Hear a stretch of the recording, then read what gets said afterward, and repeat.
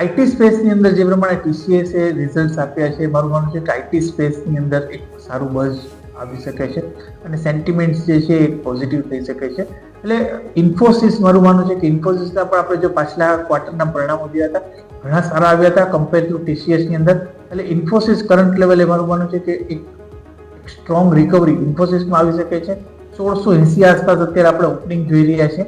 મારું માનવું છે કે 1750 થી 1850 સુધીના લક્ષ્યાંક ઇન્ફોસિસની અંદર આવતા 3 મહિનાની અંદર જોવા મળી શકે છે. ડેફિનેટલી રિઝલ્ટ છે, પરંતુ ટીસીએસનું રિઝલ્ટ બાદ મને લાગે છે કે ઇન્ફોસિસ પણ એક સારું રિઝલ્ટ આપી શકે એવી પોસિબિલિટી છે.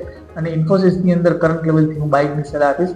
1750 સુધીના લક્ષ્યાંક શોર્ટ ટર્મની અંદર આવી શકે છે. સ્ટોપ લોસની વાત કરીએ તો 1640 નીચેનો સ્ટોપ લોસ અચૂકથી ફોલો કરો. ઓકે, તો સ્ટોપ લોસ ખાસ ધ્યાન પર રાખવાનો રહેશે તમારે.